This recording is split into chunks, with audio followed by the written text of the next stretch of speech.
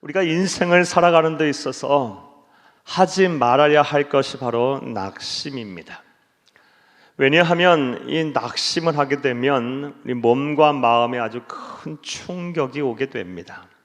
큰 스트레스를 받게 됩니다. 그래서 이 삶의 의욕도 꺾이고 의지도 무너집니다. 자기를 비하하기도 하고 자신의 삶을 비관하기도 합니다. 이 낙심이라는 것은 결국 우리 인생을 살아가는 데 있어서 전혀 행복과는 우리가 거리가 먼 삶을 살게 합니다. 우리를 불행하게 만듭니다. 따라서 우리는 낙심하지 말아야 합니다. 그런데 이것이 신앙생활에 끼치는 해악 또한 이루 말할 수가 없습니다. 특별히 이 낙심이라는 것이 우리에게 찾아오면 거의 모든 성도님들이 이 신앙의 패배주의에 빠지게 됩니다. 신앙의 패배주의에 빠지게 되면 다음과 같은 생각들을 하게 됩니다. 기도해봐도 별것도 없네. 뭐 기도해도 된다는 거 하나도 이루어진다는 거 하나도 없어. 하나님께 예배드리고 이렇게 시간을 구별하고 마음을 구별하고 장소를 구별해서 예배드려 봐야 뭐 달라지는 거 있겠어. 주의 몸된 교회와 불우한 이웃들 그리고 하나님의 나라를 위하여 봉사하고 충성하고 그렇게 열심히 해본들 무슨 소용이 있겠어 라고 생각하며 깊은 영적 침체에 빠지게 됩니다. 심지어는 신앙의 패배주의가 오랫동안 장기화되면 신앙을 떠나기도 합니다. 불신앙의 길을 걸어가게 되기도 합니다. 따라서 우리는 신앙생활 하는 가운데서도 반드시 낙심하지 말아야 합니다. 자, 우리는 사도 바울을 통해서 무엇을 배울 수가 있고 우리 또한 낙심하지 않으려면 어떻게 해야 할까요? 자, 이제부터 따라 하시겠습니다. 첫째로 속사람이 새로워져야 합니다. 속사람이 새로워져야 합니다. 오늘 본문 말씀 16절 말씀을 함께 읽겠습니다.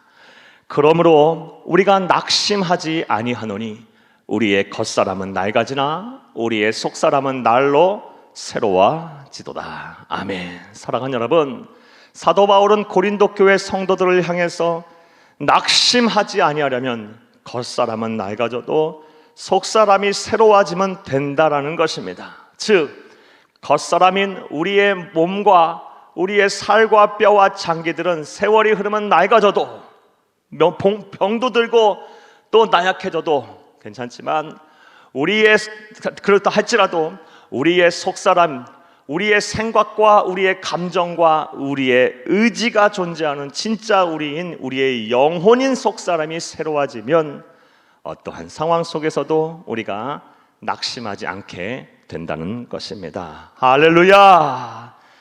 사랑하는 여러분, 그렇다면 왜 사도 바울은 고린도 교회를 향해서 속사람이 새로워져야 어떠한 상황 속에서도 낙심하지 않는다라고 권면을 하고 있을까요? 그 이유는 매우 간단하고 또 분명합니다. 왜냐하면 고린도 교회 성도들 가운데 아마도 연세가 많으셔서 몸이 병들고 나약해져서 낙심하고 계신 분들이 많았던 모양입니다. 물론 나이가 들어서 몸이 병이 들고 나약해지는 것은 참 애석한 일이고 가슴 아픈 일이고 슬픈 일입니다. 하지만 성경은 분명하게 우리에게 말을 하고 있습니다. 겉사람은 낡아지나 속사람이 새로워져야 한다. 비록 우리의 겉사람이 세월이 흘러 병이 들고 나약해진다 할지라도 우리의 영혼이 건강한 것이, 우리의 영혼이 아름다워지는 것이, 우리의 영혼이 강건해지는 것이, 그것이 바로 축복이고 그것이 바로 행복이다라고 성경은 우리에게 분명하게 말을 하고 있습니다. 따라서 저와 여러분들은 겉사람 관리도 소중하고 잘 해야 되겠지만 무엇보다 우리의 진짜 모습인 영혼이 존재하는 우리의 속사람인 영혼을 아름답게 가꾸고 강건하게 하는 것이 먼저이고 이것을 잘하는 사람이 세월을 낭비하지 않은, 인생을 낭비하지 아니하는 지혜로운 자이며 성숙한 그리스도인임을 믿으시기를 간절히 주의 이름으로 축복합니다. 이에 대해서 사도 요한 선생님께서도 요한 3서 1장 2절 말씀에 다음과 같이 말씀하셨습니다. 사랑하는 자여, 내 영혼이 잘됨 같이 네가 범사에 잘되고 내가 강건하기를 내가 원하노라. 사랑하는 여러분, 무슨 말입니까?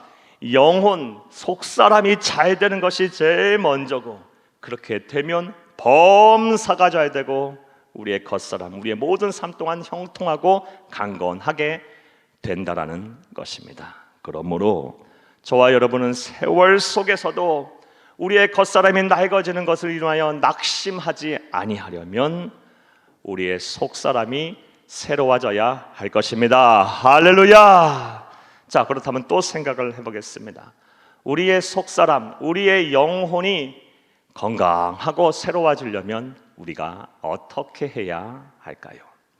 이에 대해서 성경은 참 많은 말씀을 하고 있는데, 우리가 이 본문 말씀을 통해서 또 본문의 배경이 되는 말씀을 통해서 살펴보면 크게 두 가지로 우리가 생각을 해볼 수가 있습니다.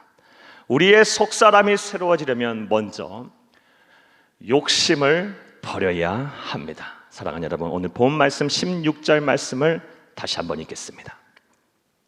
그러므로 우리가 낙심하지 아니하노니 우리의 겉사람은 낡아지나 우리의 속사람은 날로 새로워지도다. 아멘. 사랑하는 여러분, 16절 말씀에 속사람은 날로 새로워지도다 라고 말씀하시면서 새로워지도다 라는 표현을 썼는데, 이 새로워지도다의 헬라어 원어는 아나카이노라는 단어입니다. 자, 이 아나카이노라는 단어는 새로워지다라는 뜻 외에 어떤 뜻이 있느냐? 욕심을 버리다라는 뜻이 있습니다. 따라서 우리의 속사람, 우리의 영혼이 건강해지려면, 새로워지려면 세속적인 욕심, 이 욕심을 다 내려놔야 합니다.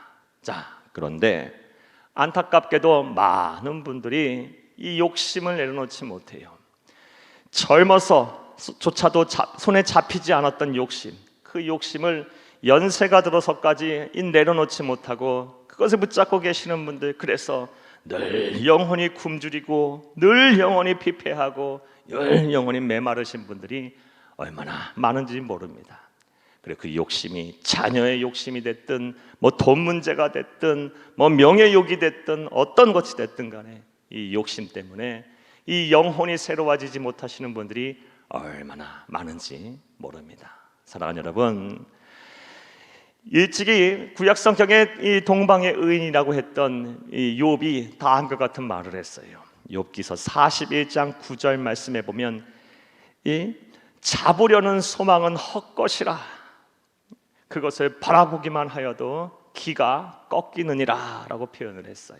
사랑하는 여러분, 우리가 욕심을 내려놓지 못하면 절대로 우리의 영혼은 새로워질 수 없습니다. 따라서 여러분, 지금 품고 계신, 내려놓지 못하고 있는 욕심이 있다면 그것을 다 내려놓고 주 안에서 참된 평화와 안식을 얻는 여러분의 속사람이 건강해지는 그런 일들이, 의뢰가 있기를 간절히 주의 이름으로 축복합니다.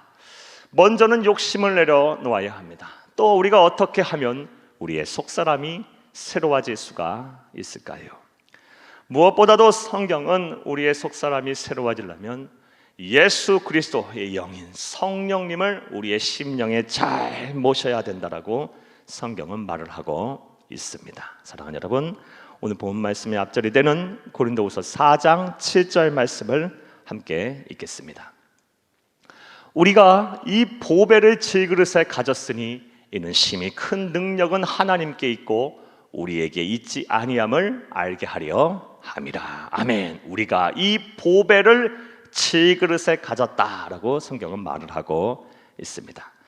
사랑하는 여러분, 사도 바울은 고린도 교회 성도들을 향해서 우리가 낙심하지 아니하려면 속사람이 새로워져야 된다라고 말하기에 앞서 그리스도인의 정체성에 대해서 이야기를 하는데, 그리스도인은 질그릇에 보배를 담은 사람들이랍니다. 질그릇은 우리 그리스도인의 우리 심령을 말하고 각자를 말하고, 보배는 무엇을 의미합니까? 바로 예수 그리스도의 영인 성령님을 표현합니다. 따라서 그리스도인은 그 심령, 그 속사람에 성령님을 모신 자라는 것입니다. 따라서 우리가 우리의 심령에 모신 성령님을 잘 모시게 되면 우리의 속사람이 날로 날로 새로워지는 것입니다. 비록 우리의 겉사람은 세월이 흐르게 되면 낡아지고 후패하고 병들고 나약해져서 어찌 보면 소망이 없는 것 같아도 우리의 심령에 거하시는 성령님을 잘 모시게 되면 우리의 영혼은 날마다 새로워지는 것입니다. 할렐루야! 자, 그렇다면 또 생각을 해보겠습니다. 성령님을 잘 모신다는 것은 어떻게 하는 것일까요? 이에 대해서 참 많은 말씀을 드릴 수 있는데 다음과 같은 실천을 하셨으면 좋겠습니다. 사랑하는 여러분, 우리 안에 계시는 이 성령님과 기도로 날마다 대화하시기를 바랍니다. 그리고 사랑하는 여러분, 존귀하신 하나님이신 성령님이 기뻐하시는 일을 행하면 되는 거예요. 하나님께 여러분의 가장 귀한 것들을 드리시기를 부탁합니다. 그것이 시간이면 시간을 드리시고, 건강이면 건강을 드리시고, 물질이면 물질을 드리시고, 재능이면 재능을 여러분 하나님 앞에 드리셔서 여러분의 가장 귀한 것을 드리셔서 하나님을 기쁘시게 하기를 바랍니다. 또한 사랑하는 여러분, 하나님이신 성령님께서 여러분의 양심과 더불어서 여러분에게 말씀하실 때 그 말씀에 늘 순종하며 사시기를 부탁을 드립니다. 그리고 무엇보다 하나님이신 성령님께 길들여지셔서 온유하고 겸손해지며 늘 믿음 가지고 의심하지 않고 인내하며 사는 그 성품, 예수님의 성품, 여러분의 성품 되기를 간절히 바랍니다. 이것이 바로 성령님을 잘 모시는 것입니다. 자, 또 생각을 해보겠습니다. 우리가 낙심하지 아니하려면, 어떠한 상황 속에서 낙심하지 아니하려면 어떻게 해야 할까요? 또 사도 바울은 우리에게 어떤 권면을 하고 있을까요? 함께 따라 하시겠습니다. 둘째로, 현재의 어려움을 무겁게 보지 않는 믿음의 눈을 소유해야 합니다. 현재의 어려움을 무겁게 보지 않는 믿음의 눈을 소유할 때 비로소 우리가 어떠한 상황 속에서, 특별히 고난 속에서도 낙심하지 않게 된다는 것입니다. 오늘 본 말씀 17절 말씀을 함께 읽겠습니다. 우리가 잠시 받는 환난에 경한 것이 지극히 크고 영원한 영광에 중한 것을 우리에게 이루게 함이니. 아멘. 이 17절 말씀에서 특별히 우리가 주목해야 할 구절이 있는데, 우리가 잠시 받는 환난에 경한 것이라는 구절을 우리가 주목해 봐야 합니다. 사랑하는 여러분, 이게 무슨 뜻입니까? 사도 바울은 지금 자신이 당하고 있는 이 고난이, 환난이 별 볼 일 아니다, 그렇게 무거운 것이 아니다 라고 이야기를 하고 있는 것입니다. 사랑하는 여러분, 그런데 정말 사도 바울이 지금 당하고 있는 현실, 사도 바울이 당하고 있는 이 고난이 그렇게 별 볼 일 없고 가벼운 고난이고 가벼운 현실입니까? 절대로 그렇지 않아요. 앞서 말씀드린 대로 사도 바울의 상황은 아주 참담합니다. 그가 얼마나 힘들고 어려운 고난을 당하였던지 고린도후서 1장 8절 말씀에 보면 살아갈 소망이 끊어질 정도로 힘들었다라고도 표현하고 있어요. 사랑하는 여러분, 죽을 정도로, 죽고 싶을 정도로, 아니 견디기 힘들 정도로 그런 어려움에 자기가 처했다라고 말을 하기도 하고 있어요. 그런데 고린도 교회 성도들을 향해서 말을 하고 있어요. 우리가 당하고 있는 환난은 가벼운 것이다, 별 볼 일 없다.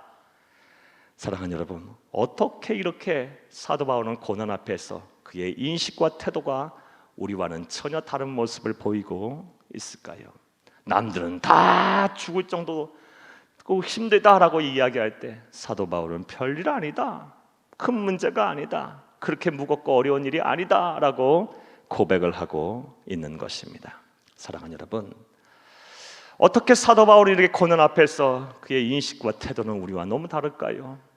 그 이유 또한 분명합니다. 왜냐하면 사도 바울은 고난 속에서 늘 하나님의 은혜를 찾고 하나님의 은혜를 보았기 때문입니다. 나아가서 고난을 통해서 하나님으로부터 철저하게 훈련을 받았기 때문이에요.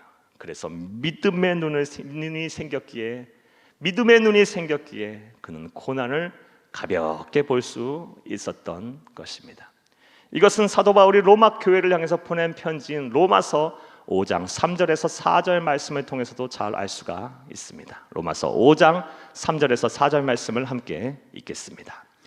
다만 이뿐 아니라 우리가 환난 중에도 즐거워하나니 환난은 인내를, 인내는 연단을, 연단은 소망을 이루는 줄 알미로다. 아멘. 사랑하는 여러분, 사도 바울은 지금 환난을 당하는 것이 즐겁다라고 이야기를 하고 있어요. 왜냐? 환난을 통해서 나는 인내를 배웠고, 인내를 통해서 또 연단을 배웠으며, 연단을 통해서 내가 소망을 얻게 되었다. 그래서 나는 환난이 즐겁다, 고난이 기쁘다. 나는 고난을 통해서 하나님의 은혜를 찾았고, 고난을 통해서 하나님 앞에 철저하게 훈련을 받아 믿음의 눈이 생겼다. 사랑하는 여러분, 따라서 저와 여러분 또한 우리가 당하는 이 고난을 통해서, 고난 속에서도 우리가 낙심하지 아니하려면 사도 바울처럼 고난 앞에 대하는 인식과 태도가 달라져야 할 줄로 믿습니다. 그리고 이를 위해선 우리는 고난을 통해서 하나님의 은혜를 찾고 보아야 하며, 그 고난을 통해서 하나님으로부터 배워야 해요. 영적인 교훈을 배워야 해요. 그리할 때 비로소 믿음의 눈이 생길 것이고, 믿음의 눈을 소유하게 되면 지금 당하는 고난이 아무리 힘들고 어렵더라도 우리는 낙심하지 않게 될 것입니다. 할렐루야. 자, 또 세 번째로 우리가 어떻게 해야 낙심하지 아니할까요? 따라하시겠습니다. 셋째로, 보이지 않는 영원한 것에 항상 주목해야 합니다. 보이지 않는 영원한 것에 항상 주목을 해야 한다는 것입니다. 오늘 본 말씀 18절 말씀을 다 함께 읽겠습니다. 우리가 주목하는 것은 보이는 것이 아니요 보이지 않는 것이니, 보이는 것은 잠깐이요 보이지 않는 것은 영원함이라. 우리가 주목하는 것은 보이는 것이 아니요, 우리가 이 사는 이 인생 그 전부가 주목해야 하는 것이 아니고, 그것에 집착하지 말고 보이지 아니하는 영원한 세계를 주목하고 그것을 바라볼 때 우리는 어떠한 상황 속에서도 낙심하지 않게 된다라는 것입니다. 사랑하는 여러분, 성경은 우리가 사는 이 우리의 인생을 가리켜서 나그네라는 표현을 종종 쓰곤 합니다. 잠시 왔다 잠시 갈 세상이라는 거예요. 결국 우리가 가야 할 곳은 하나님의 나라 천국인 복량이라는 것이에요. 따라서 삶이 어려울 때, 그리고 낙심이 될 때마다 무엇을 바라보고 무엇을 주목하고 생각하라? 하나님의 나라인 천국을 바라보고 그것을 소망하라는 것입니다. 그리하게 되면 삶이 아무리 힘들고 어렵고 궁핍하고 고단하다 할지라도 낙심하지 않는다는 것입니다. 자, 그런데 오늘 본문 말씀에 18절 말씀에 보이지 않는 세계 천국에 대해서 천국을 주목하라고 말을 하고 있는데, 이 주목하라는 뜻이 그냥 간단하게 그저 바라보고 소망하라는 뜻 이상으로 아주 심오한 의미를 가지고 있습니다. 그렇다면 이 주목하라는 말의 의미는, 참된 의미는 무엇일까요? 사랑하는 여러분, 오늘 18절 말씀에 주목하다의 헬라어 원어는 스코페오라는 단어입니다. 스코페오. 이 단어는 당시 1세기 사람들은 어떤 상황 속에서 사용했냐? 주로 항해를 할 때 사용을 했습니다. 항해할 때 당시 1세기 사람들에게는 이 방향을 알려주는 나침판이 아직 발명이 되기 전이기에, 가지고 있지 않았기에 이 망망대해에서 방향을 온전히 잡으려면 이 자연 현상들을 잘 관찰해야만 했어요. 특별히 밤이 되면 이 별자리를 잘 봐야만 했습니다. 그리고 이 별자리를 잘 보기 위해서는 자신의 주변에 있는 모든 불들을 다 소등하고 다 끈 상태에서, 깜깜한 상태에서 별을 관찰해야 그 별을 온전히 관찰할 수 있었고 방향을 온전히 알 수가 있었던 것입니다. 만약 주변이 환하고 밝아서 이 자리를 온전히 관찰하지 못하게 되면 자칫 방향을 잃어서 큰 일을 치를 수가 있었던 것이에요. 그래서 모든 불들을 다 소등하고 이 별을 잘 관찰했다고 합니다. 이렇게 모든 것들을 다 소등하고 별을 온전히 관찰하고 보다 랄 때 쓴 단어가 바로 오늘 본문 말씀에 사용된 주목하다 스코페오입니다. 자, 그러니까 어떻게 하라는 것입니까? 힘들고 어려울 때, 현실의 상황이 암담하고 고단할 때, 하나님의 나라, 보이지 않는 영원한 나라인 그 하나를 주목할 때 어떻게 하라는 것입니까? 그 하나님의 나라, 영원한 천국을 바라보는 데 있어서 방해가 되는 모든 불빛들을 다 끄라는 것이에요. 사랑하는 여러분, 여러분이 하나님의 나라를 주목할 때 염려라는 불도 다 끄시기를 바라요. 여러분이 하나님의 나라, 보이지 않는 영원한 세계, 그 천국을 소망하고 바라볼 때 근심이라는 모든 불빛도 다 소등하시기를 바라요. 또 조바심이라는 불빛도 다 소등하고, 또 분주함이라는 불빛도 다 소등하고 끄고 하나님의 나라를 온전히 바라보는 여러분 되기를 간절히 주의 이름으로 축복합니다. 그리하면 또렷하게 보일 거예요. 분명하게 보일 거예요. 자, 이제 여러분에게 여쭙겠습니다. 사랑하는 여러분, 지금 경제적으로 어려워서 낙심이 되십니까? 그렇다면 우리가 장차 가야 할 본향인 천국, 새 하늘과 새 땅을 바라보시기를 간절히 주의 이름으로 축복합니다. 또 여러분에게 여쭙겠습니다. 지금 사건 사고에 휘말려서 낙심이 되고 눈물이 마를 날이 없으십니까? 그렇다면 다시는 애통하는 것이나 곡하는 것이나 사망이 없는 하나님의 나라 천국을 주목하시기를, 바라보시기를 간절히 주의 이름으로 축복합니다. 지금 질병에 걸려서 낙심이 되십니까? 소망이 없으십니까? 그렇다면 다시는 아픔도 없고 사망도 없는 저 천국을 바라보시기를, 소망하시기를, 주목하시기를 간절히 주의 이름으로 축복합니다. 또 여러분에게 여쭙겠습니다. 지금 사랑하는 사람이 떠나고 이뤄서 여러분 외로움으로 인하여 낙심이 되십니까? 그렇다면 나보다 나를 더 사랑하시는 예수 그리스도께서 두 팔 벌리고 우리를 안으시고 영원토록 함께 하시는 그 영원한 나라, 영원한 세계 천국을 바라보시며 여러분 지금 현실을 이겨내시기를, 낙심에서 벗어나시기를 간절히 주의 이름으로 축복합니다.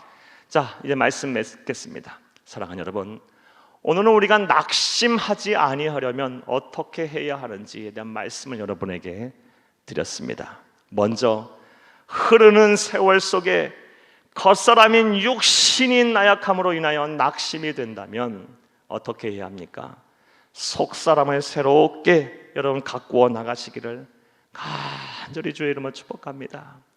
우리의 영혼, 우리의 생각, 우리의 감정, 우리의 의지를 잘 다스리고 잘 예수 그리스도의 성품, 예수 그리스도의 모습대로 잘 만들어 가시기를 간곡히 부탁을 드립니다. 그러면 세월 속에서도, 흐르는 세월 속에서도 육신이 비록 나약해져도 여러분 낙심하지 않게 될 것입니다. 그리고 지금 현재 당하는 어려움이 너무 힘들고 어렵더라면 여러분 이 현재 당하는 어려움을 바라보는 인식과 태도가 바뀌도록 사랑하는 여러분 믿음의 눈을 소유하시기를 간절히 주의 이름으로 축복합니다.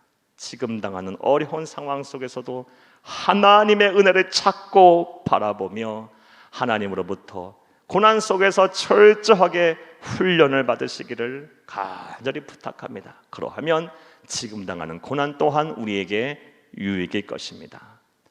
무엇보다 사랑하는 여러분, 보이는 세계에 집착하지 말고, 잠시 있다 사라져버릴 이 보이는 세계에 집착하지 말고 결국 우리가 가야 할 영원한 세계, 보이지는 않지만 가야 할 영원한 세계인 천국을 날마다 바라보며 하루하루 살아간다면 우리는 어떠한 세계 사상 속에서도 낙심하지 않는 사도 바울과 같은 세상이 감당하지 못할 그런 믿음의 사람이 다 될 것입니다. 이런 은혜와 복이 여러분 가운데 함께하기를 간절히 주의 이름으로 축복합니다.